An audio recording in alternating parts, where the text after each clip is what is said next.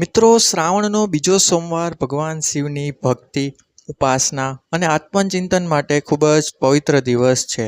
ખાસ કરીને શ્રાવણ મહિનામાં સોમવારનું મહત્ત્વ વધારે હોય છે, કારણ કે સોમવાર ભગવાન શિવને સમર્પિત દિવસ માનવામાં આવે છે. જો તમે શ્રાવણના બીજા સોમવારે મહાદેવની વિશેષ કૃપા મેળવવા માંગતા હો, તો આ દિવસે કેટલીક સરળ પરંતુ શ્રદ્ધાપૂર્વક કરવામાં આવતી ધાર્મિક વિધિઓ કરી શકો છો. મિત્રો, સૌથી પહેલાં સવારમાં વહેલા ઉઠીને સ્નાન કરો અને મનમાં ભગવાન શિવનું સ્મરણ કરો. ત્યારબાદ સ્વચ્છ કપડાં પહેરીને ઘરના પૂજા સ્થળે દીવો પ્રગટાવો અને ભગવાન શિવ તથા માતા પાર્વતીને પ્રણામ કરો. જો તમારા ઘરમાં શિવલિંગ હોય તો તેની શ્રદ્ધાપૂર્વક પૂજા કરી શકો છો, અને જો શિવલિંગ ન હોય તો મહાદેવની તસવીર સામે પણ પૂજા કરી શકાય છે. હવે વાત આવે છે જળાભિષેકની. તો મિત્રો, શ્રાવણના સોમવારે શિવલિંગ પર સ્વચ્છ જળ અર્પણ કરવું પરંપરાગત શિવ પૂજાનો મહત્વનો ભાગ છે.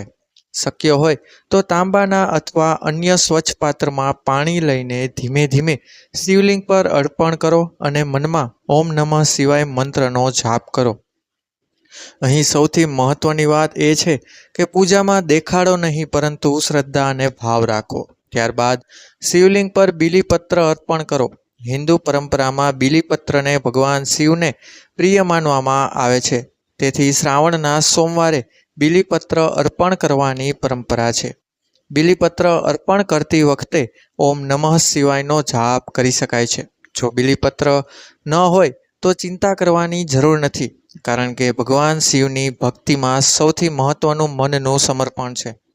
ત્યારબાદ તમે શિવલિંગ પર ફૂલ અર્પણ કરી શકો છો અને ધૂપ દીપ પ્રગટાવીને ભગવાન શિવની આરતી કરી શકો છો.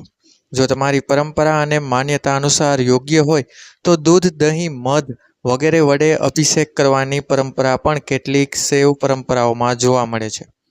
પરંતુ અભિષેક કરતાં પહેલાં તમારા ઘરની પરંપરા અને મંદિરના નિયમોનું ધ્યાન રાખવું. ખાસ કરીને જાહેર મંદિરના શિવલિંગ પર શું અર્પણ કરી શકાય તેના સ્થાનિક નિયમોનું પાલન કરવું. મિત્રો, શ્રાવણના બીજા સોમવારે માત્ર પૂજા કરવી જ મહત્વની નથી, પરંતુ પોતાના વર્તનને પણ પવિત્ર રાખવાનો સંકલ્પ કરવો જોઈએ. આ દિવસે શક્ય હોય ત્યાં સુધી કોઈ સાથે ખોટું ન બોલવું, કોઈનું અપમાન ન કરવું, ગુસ્સો ઓછો રાખવો અને મનમાં ખરાબ વિચારો ન લાવવા. કારણ કે શિવ ભક્તિનો અર્થ માત્ર મંદિર જઈને પૂજા કરવી નથી, પરંતુ પોતાના જીવનમાં સત્ય, શાંતિ, સંયમ અને દયાને સ્થાન આપવું છે.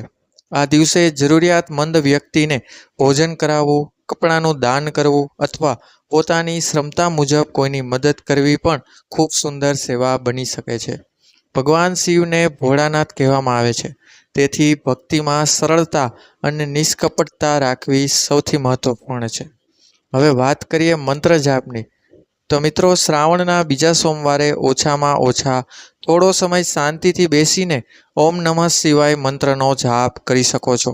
તમે તમારી શ્રદ્ધા અને સમય પ્રમાણે 11, 21, 51 અથવા 108 વખત મંત્ર જાપ કરી શકો છો. જો શક્ય હોય તો શિવ ચાલીસા, શિવ મહિમમ સ્ત્રોત, રુદ્રાષ્ટક અથવા ભગવાન શિવને સમર્પિત અન્ય સ્ત્રોતનું પઠન પણ કરી શકાય છે. જોકે કયો પાઠ કરવો તે વ્યક્તિની પરંપરા અને શ્રદ્ધા પર આધારિત છે. જો તમે ઉપવાસ કરતા હો તો પોતાની તંદુરસ્તી અને ક્ષમતા પ્રમાણે જ ઉપવાસ કરો. દરેક વ્યક્તિ માટે નિર્જળ ઉપવાસ જરૂરી નથી. કેટલાક લોકો ફળાહાર અથવા સાત્વિક આહાર લે છે, જ્યારે કેટલાક લોકો સંપૂર્ણ ઉપવાસ કરે છે. તેથી માત્ર ધાર્મિક દેખાવ માટે શરીરને નુકસાન પહોંચાડવું એવો ઉપવાસ કરવો યોગ્ય નથી.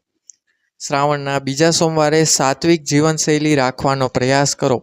ડુંગળી, લસણ, માંસાહાર, દારૂ અથવા અન્ય એવી વસ્તુઓથી દૂર રહેવાની પરંપરા ઘણા પરિવારોમાં જોવા મળે છે. પરંતુ આ બાબતોમાં પણ પોતાના કુટુંબની પરંપરા અને વ્યક્તિગત માન્યતાનું પાલન કરવું. મિત્રો, જો તમે આ દિવસે મંદિર જઈ રહ્યા હો તો શક્ય હોય તો વહેલી સવારે અથવા ભીડ ઓછી હોય તે સમયે શાંતિથી દર્શન કરો. મંદિરની સ્વચ્છતા જાળવો, ભગવાનને અર્પણ કરવામાં આવતી વસ્તુઓ બગાડશો નહીં અને મંદિરના નિયમોનું પાલન કરો.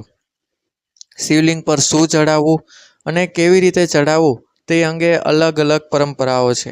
તેથી કોઈ એક નિયમને દરેક વ્યક્તિ માટે અંતિમ નિયમ માનવાને બદલે પોતાની પરંપરા અથવા વિશ્વસનીય ધાર્મિક માર્ગદર્શનનું પાલન કરવું વધુ યોગ્ય છે.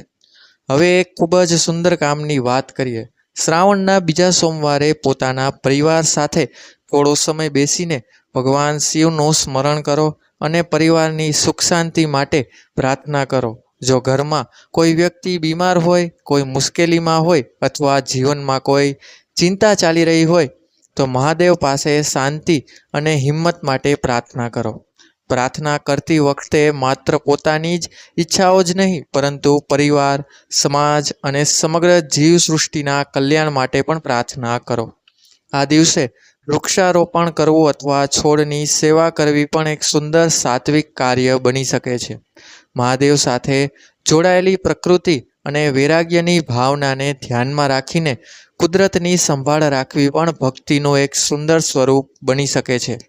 મિત્રો, શ્રાવણના બીજા સોમવારે તમે માત્ર 5 કામ યાદ રાખવા માંગતા હો તો પહેલું કે સવારમાં સ્નાન કરીને ભગવાન શિવનું સ્મરણ કરો. બીજું, શિવલિંગ પર શ્રદ્ધાપૂર્વક જળ અર્પણ કરો.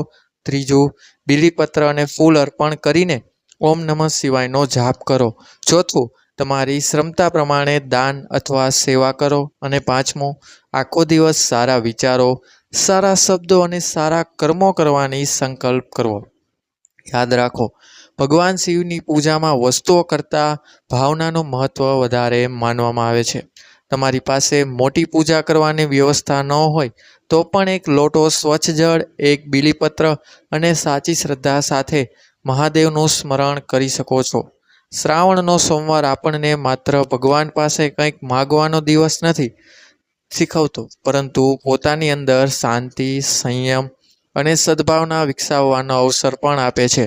તેથી આ બીજા સોમવારે મહાદેવની સામે એક નાનો સંકલ્પ જરૂર લો કે હું ખોટું બોલવાથી બચીશ, કોઈને કારણ વગર દુઃખ નહીં પહોંચાડું અને જરૂરિયાતમંદની હંમેશા મદદ કરતો રહીશ. મારા ધ્યાન મુજબ ક્રોધ પર નિયંત્રણ રાખીશ અને મારા જીવનમાં સારા કર્મો વધારવાનો પ્રયત્ન કરીશ.